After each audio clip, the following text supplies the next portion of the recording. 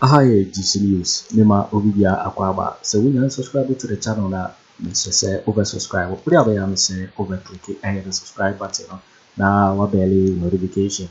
We answer video phobia no also what's a can be. I feel we are now like video no my thumbs up now watch share my no for so now when you be now one here. Now the hot news latest and hot news in Kwana the Bremo. Afriyie ko Sammy John Dramani Mahama former president or also na NDC one flag bearer for 2024 general election. Now we share media central for media encounter. Now free SHS who and some abama on the media but more kase free SHS no ba we no what they Anuye Atuja. Now intentema yenkutie and some John Dramani Mahama edituga about the free SHS and the free SHS bill. Intia sama wadi tuda mbaka ya Nicolas Omane champo kwa de tuda so Mahama ba free SHS no obetwa munya de ekasa bibre Mahama de Anuye ababa tuda intia sama wakai intia no. We don't want the forest zone to become the savannah zone. We must protect those trees and rebuild those forest reserves. So we would stop the mining in forest reserves. The question about free SHS. Yeah, free SHS bill. I support any bill that will improve our education. One, to make it sustainable. Two, to afford quality education for our children. And so any bill that would achieve this is something that I'll support. I haven't seen the bill, and I don't think that it has been subjected yet to stakeholder consultation. But we would want to see the bill. And I'm sure that when Cabinet has approved it, it will be laid in Parliament. And when it's laid in Parliament, as a parliamentarian, the normal action is to refer it to the committee responsible. And I'm hoping that when that bill is referred to the committee responsible, it will do the proper stakeholder consultation so that we all can be on board. Because if you're making fundamental changes to our educational system, I think that parents, teachers, and everybody who has a stake in education must be involved. I don't know, we're just hearing rumors, and as long as we haven't seen the bill, you cannot say if they are authentic or not, but I think some of the things I've heard is to fuse the JHS and the SHS together. That is a very fundamental move. And so if you're going to do that, what will the impact be? What do teachers say? What do parents say? What do students say? What do all the stakeholders in the industry say? There are rumors that BEC will be cancelled, and so it's just rumors we've heard. Until we see the bill itself, we cannot make any determination. But like I said, I will support any bill that goes to improve quality and sustainability of our free SHS. Thank you. But Your Excellency, she also wanted to know what your position on free SHS is. My position on free SHS? Aside the bill, yes. My position on free SHS is known. In 2015, I launched progressive free SHS. That's what the Constitution says. The only difference between us and MPP is the approach. We thought that we should put the infrastructure in place and we should do the necessary preparation to absorb the free SHS. And so we started with day students. We made it free for day students. And in the second year, we absorbed 120,000 students on the free SHS. Nana Addo himself lauded me. It's there in the media. Just if I had my phone here, I would Google it. They say Nana Addo lauds Mahama's free SHS. It's there. UNESCO, congratulated us for launching the free SHS. How can a person who launched free SHS be against free SHS? And so it's a political gimmick that is played by our opponents. Free SHS has come to stay. And nobody can roll it back. All we're saying is, let's improve the implementation. Let's take away the bottlenecks.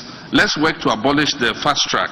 Let's be able to feed the children better by decentralizing the school feeding, the free SHS school feeding program. So those are all the kinds of initiatives we're thinking about. But we can only take that decision if we come together as stakeholders and discuss freely the challenges that it faces. Today, there is not the environment for a free discussion of free SHS. Ask any teacher or headmaster. If they make comments adverse to the conditions and implementation of free SHS, they are either sacked or they are transferred to Siberia. And so we must We must change that. We must free them to be able to come up and talk about it and discuss free SHS and how we can improve it. My commitment is to improve it. And so that political gimmick, if he comes, he will cancel free SHS. And I've seen some Osofutu going around and repeating the same thing. I don't know if he's, I don't know who he is, but he's also gone around repeating that same tired, hackneyed, political propaganda. I am committed to free SHS. I was the one who launched free SHS in this country, and free SHS has come to stay. Thank you very much, Your Excellency. I look at it as the very basis of our future. The simplest way to achieve food security is to produce food locally. If you produce food locally, you are not dependent on imports. And so you can still feed the people even if international distribution chains are broken. We won't have to go to other countries begging for grain if we get things right. This is the food security strategy I'm fighting for, and this is why I'm looking at farmers, fishermen, and other protein producers as strategic partners in building the Ghana we want, a modern, vibrant, thriving Ghana. Others may look down on agriculture, but I don't, because I'm a farmer myself. I see farmers as my close brothers and sisters because of their strategic importance in helping Ghana become a true black star, not only of Africa but of the world. Farmers and fishers inspire me, and I hope that I will inspire them too. And let me just share 3 examples of the policies we will implement as soon as we form the next government. I've said already that we shall establish special agro-industrial zones in the 16 regions of our country to add value to local crops they have a comparative advantage to produce, and thereby boost exports and reduce raw material imports. Secondly, we shall create opportunities for food security and bolster economic growth through the establishment of farmer service centers across the country. This will be enhanced by well-established farmers' cooperatives, advanced farming techniques, modern digital tools, and the promotion of agribusiness. And the third, we will launch a program similar to the Operation Feed Yourself and Industries program of the early 1970s to make Ghana self-sufficient in basic staples and curb unnecessary imports of things that we have a comparative advantage to produce. All 3 policies exemplify to the highest degree my vision of agriculture as the cornerstone of our future growth. True leadership, like I said, is about vision and about empowering the people to live that vision. Now I turn to digital youth. Let's face it, the digital revolution is here to stay.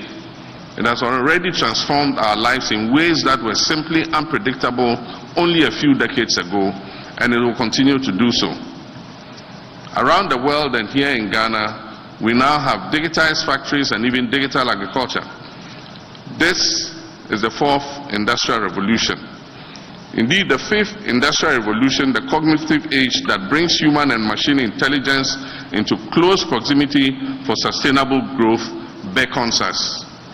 And the sooner we embrace it, the more prosperous our nation will become.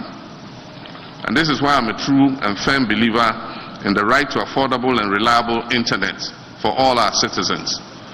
I believe that currently everybody should have access to internet connectivity. You may remember that 4 years ago I promised Ghanaians that if elected president, I'll provide them with universal and affordable internet access. This promise still stands because my vision of a digital Ghana is as strong as ever. It is a vision that led me as president to deploy massive fixed and wireless broadband for reliable internet across our country, and it remains an undying vision. We need to be young in mind and in spirit, and this is a fabulous time in history, a time which we must be bold, create, and take advantage of the huge opportunities the digital world, particularly the digital economy, affords us. And so based on this vision of a new, vibrant digital Ghana, the next NDC government under my administration will partner with local tech startups and businesses to launch a digital jobs initiative to create at least 300,000 skilled employment opportunities for the youth in this sector. And so imagine there's 300,000 employment opportunities for our young people. And this is the field that they not only love, but they often excel at. I look at my children, my nieces and my nephews, and I'm amazed at let these kids thrive. They are our future, so let them build this future. It will be glorious, I promise you. All they need from us is our support and understanding. The NDC promised you this, and it was in our 2020 manifesto, that we shall train 1 million coding professionals in demand of digital skills for growth, business process outsourcing, and knowledge process outsourcing ecosystems, ensuring that no one is left behind in this digital revolution. 1 million coders. I mean, just think about it. And I believe we can do it. And this is our plan. It is our pledge to you. And no Ghanaian will be left behind in this digital revolution. Let me also assure the sports fraternity that we shall develop our stadium infrastructure for track and field sports. We'll fix the deteriorating football pitches and pay stipends to footballers in the Premier League like we promised in 2020. What we call the lesser known sports shall also receive equitable attention like we give soccer. And I have good news for the creative industry. Our overarching policy for the industry shall be the Black Star experience. And this will be geared towards boosting the tourism and creative arts sector. It will include the Pan-African Month, the Ghana Film Festival and Awards Month, the Ghanaian Heritage and History Month, the Fashion and Food Month, and the Diasporan Month. Additionally, we'll rehabilitate all our regional centers of national culture and make them available to the creative industry. We'll also support aging artists who many of whom currently live in poverty. My colleagues, ladies and gentlemen, together we shall overcome. Together we shall reset the narrative and restore Ghana to its rightful place among the Committee of Nations. The time for change has come. The time to change this non-performing, corrupt government is now. Let us seize this moment to build the Ghana we want together for a brighter future for our children and for generations yet to come. May God bless our homeland, Ghana. And I'd like to stop here and invite you to ask your questions so that we can continue the conversation about the many other issues I have left out for now. I thank you very much for your kind attention. You waiting for waiting and somebody don't Ramani Mahama NDC one flag bearer or the to drive a free SHS one and can say oba or be criminal and no what they own some art to Ghana. Make out a Jubilee so and our channel so we can subscribe ya. Mr. Say over subscribe no like it now watch a video ama of so in na wake. Also bit me actually what in Afriyie and some way now I will comment box me. Mobati link in my next video. Thanks for watching. Like and share the video. You can also drop your comment. Please don't forget to subscribe. Click on the bell to turn on the notification.